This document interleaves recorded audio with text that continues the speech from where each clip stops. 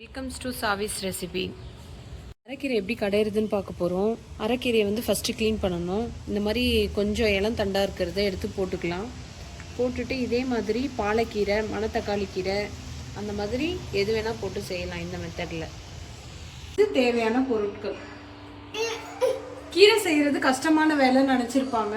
நம்ம ஆஃபீஸ்லாம் போகிறோம் அப்படின்னா சீக்கிரமாக கீரை எப்படி கடையிறது அப்படின்னு பார்க்கலாம். இப்போது 4 டேபிள் ஸ்பூன் வந்து சிறுபருப்பு, 2 கிளாஸ் தண்ணி ஊற்றிக்கோங்க. கைப்பிடி அளவு கீரை எடுத்து அதோட சேர்த்து போட்டுக்கோங்க. ஒரு 10லேருந்து 15 பல் பூண்டு, 2 பச்சை மிளகாய், கொஞ்சம் சீரகம், கொஞ்சம் உப்பு அதோட சேர்த்து போட்டுட்டு ஒரு தக்காளி போட்டுக்கோங்க. போட்டுட்டு இதை குக்கரில் வச்சு ஒரு 3 விசில் விட்டால் போதும். கீரையை இப்போ நம்ம தாளித்து வைக்க போகிறோம். ஃபஸ்ட்டு வந்து கடுகு போட்டு, கடுகு நல்லா பொரிஞ்சு வந்ததுக்கப்புறமா கொஞ்சம் சீரகம் போட்டுக்கிறோம். ஒரு 1/2 ஸ்பூன் சீரகம், அதோட ஒரு சின்ன வெங்காயம், ஒரு காஞ்ச மிளகாய், கருவேப்பிலை. பொன்னிறமாக வந்ததுக்கப்புறமா எடுத்து வச்சுக்கோங்க. கீரை கடைஞ்சதுக்கப்புறமா கடைசியாக ஊற்றிடலாம். இப்போ 3 விசில் வந்துடுச்சு. 3 விசில் வந்ததுக்கப்புறம் ஆஃப் பண்ணிடுங்க. இப்போ கீரையில் வந்து கொஞ்சம் தண்ணி எக்ஸ்ட்ரா இருக்குது. இப்போ வந்து இது வந்து கடையும் போது நமக்கு சரியாக கிடையாது. அதனால் கொஞ்சம் கீரை தண்ணியை வந்து எடுத்து வச்சுருங்க.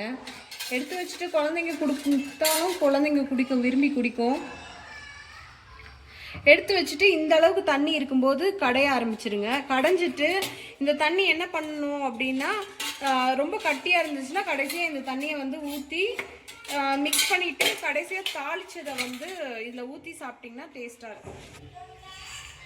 வாங்க கடையலாம். இந்த மத்து வச்சு கடையிறேன். உங்களுக்கு மத்து வச்சு கடைஞ்சா டேஸ்ட்டாக இருக்கும். மத்து வச்சு கடையிறதுக்குலாம் நேரம் இல்லை, மத்து இல்லை அப்படின்னா மிக்சியில் வேணும்னாலும் மிக்சியில் போட்டுக்கோங்க. மிக்சியில் போட்டால் கொஞ்சம் டேஸ்ட் கம்மியாக தான் இருக்கும். உங்களுக்கு அப்படி தான் பிடிக்கும்னா அப்படியே வச்சு சாப்பிடுங்க. கீரை கடைஞ்சி முடிச்சாச்சு. கடைசியாக வந்து நம்ம தாளித்து வச்சிருந்த தாளிப்பை வந்து இதில் சேர்த்துக்கலாம்.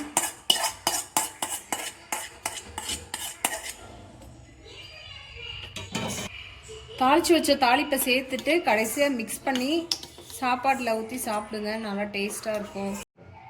கீரை பொரியல், கீரை கடைஞ்சது சாப்பாடுக்கு வச்சு சாப்பிட ரொம்ப சுவையாக இருக்கும். நீங்களும் சாப்பிட்டு பாருங்கள். ரொம்ப அருமையாக இருக்கும். நன்றி, வணக்கம்.